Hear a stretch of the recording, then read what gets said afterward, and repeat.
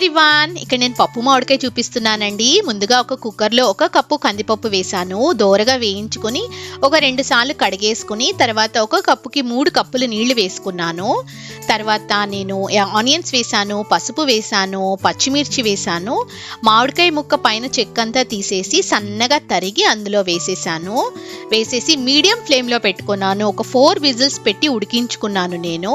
తర్వాత పప్పు బాగా ఉడికిపోయింది. దించిన తర్వాత సాల్ట్ వేసుకున్నాను.